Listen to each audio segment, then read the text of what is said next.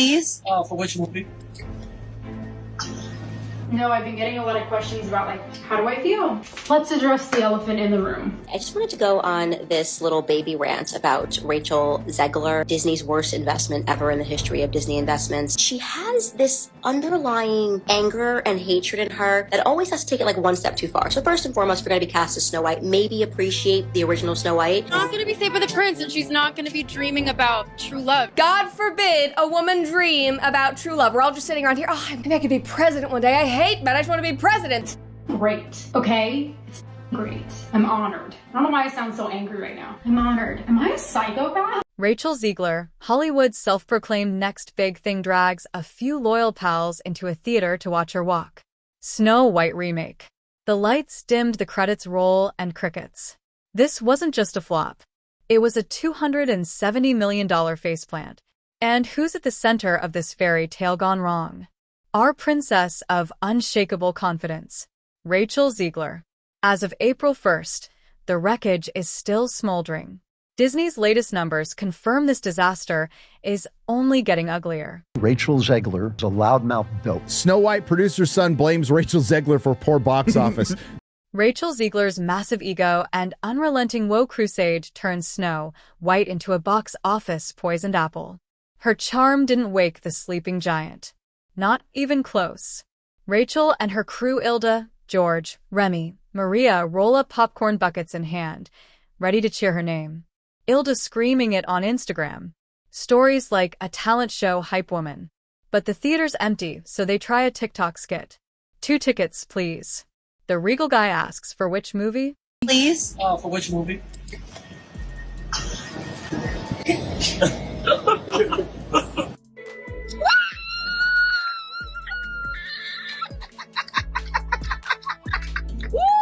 She's clutching her Snow White swag, smirking as if he's the idiot for not knowing.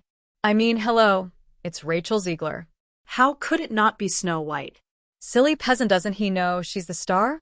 The camera pans to their theme buckets and cups, all giggles and goofy faces. Oh, Rachel, you thought this was a viral slam dunk. Your fame. So obvious. It's laughable.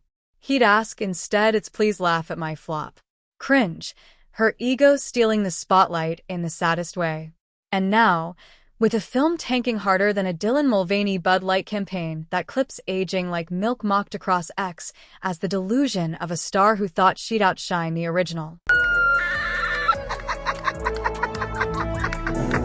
Greatest Disney box office bomb in the history, Disney live-action remakes, but certainly also the end of her career.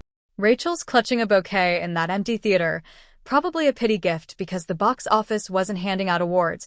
She once said, people will wait in line to see my films despite my flaws. To everyone who hates when I win, the winged victory came to the Louvre in pieces, and people still line up to see her. That at every premiere and everything I do, people will wait in line to see. Oh, sweetie, the only line now is the internet ready to roast you, and roast they did. Sean Ono, Lennon, John Lennon's son, called her a disconnected brat on March 31st per Yahoo, saying her flop was no surprise, even with her career hitting $700 million. Total thanks to Hunger Games. This second highest grosser of hers is a hollow victory, proof her ego's outpacing her pull. When a cartoon character that was voiced in the 30s has more humanity and charm than the actual person who was filmed on screen in live action, that's a problem. Critics online say, welcome back to Reality Princess. Social media has got empty seating charts and GoFundMe jokes. And then there's Danica Patrick, ex-race car driver turned Trump cheerleader, who couldn't resist piling on.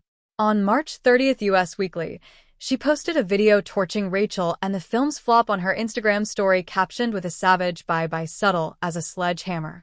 Danica, the clip she shared, blasted Rachel's corporate feminism meets TikTok activism, claiming studios like Disney benched her from Toy Story 5 and Pirates reboots rumors.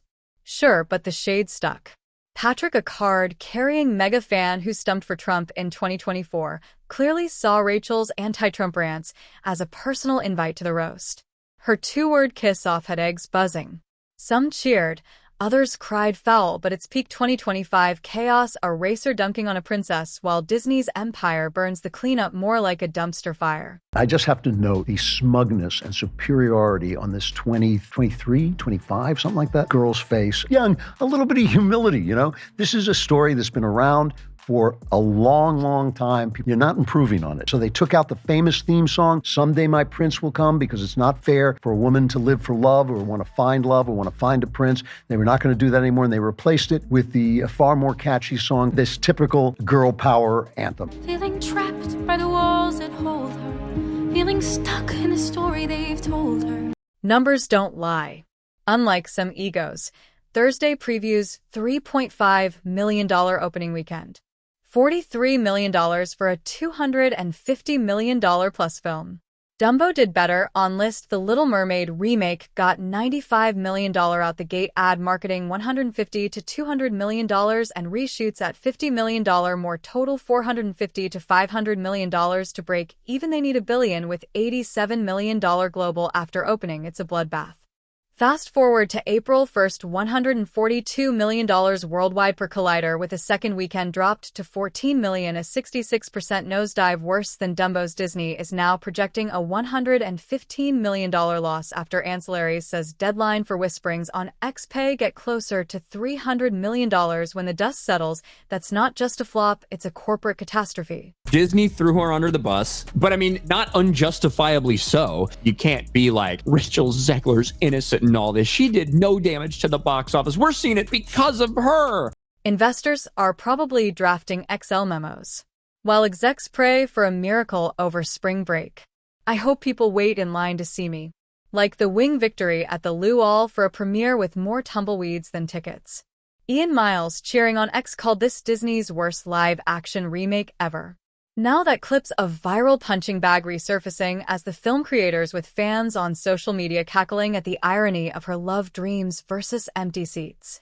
That's a win for both the story with heart. But Rachel and Disney were too busy flexing feminist cred. She bragged about ditching the love story for empowerment, like, congrats. You turned a classic into a soapbox. Audiences don't want lectures. They want entertainment.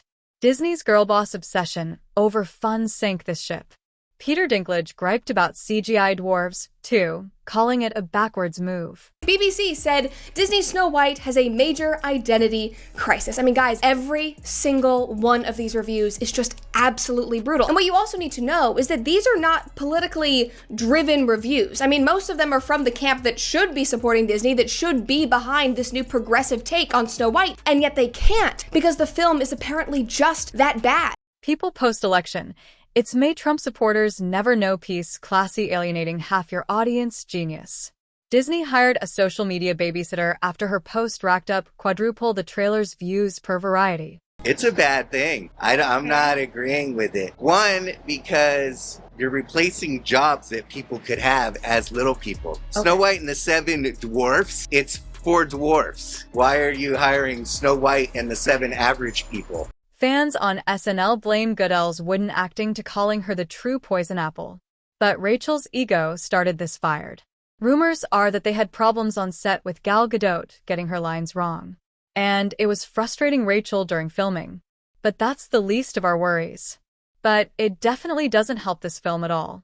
Jorgado's acting in this film is horrific. Trump wins, and Rachel decides to go on really just a psychopathic, demented rant, basically accusing all Trump supporters of being awful people, which is par for the course. I'm okay with that. But then she wished harm on Trump and all of his supporters for the next years to come. And you're so out of touch. You've never probably even spoken to a farmer or a rancher. You don't know any people to speak up who have issues filling up their tank. You've just been living in Hollywood, La La Land for so long. Rachel's work disaster has execs sweating off a $270 million fairy tale can bomb this hard because of preachy overreach. Maybe audiences want escapism, not lectures. Insiders whisper Disney's toning down virtue, signaling for future remakes like Lilo and Stitch. Daily Mail reports Hollywood's in crisis mode, dumping trans actors and liberal scripts after Snow White's flop sparked an anti-war U-turn. Rachel didn't just tank this. She might have accidentally saved Tinseltown from its sermon spree. Rachel's ego wrote a check her talent couldn't cash. She thought she'd preach her way to stardom, but that woke posturing made Snow White a cautionary tale. Audiences don't line up for sanctimony. They want stories, this one's DOA. Did Rachel kill this film, or was it doomed? Also, there's nothing wrong with wanting a man. Can we not have chivalry in this world anymore? There's nothing wrong with saying, you know what? I'd love for a man to come scoop me up and provide for me. TLDR, the girls and the gays, we all want a man. We all dream about true love, so Disney, that is not outdated. If you love the tea, hit like. Subscribe for your daily dose of Hollywood chaos. See you tomorrow for more drama.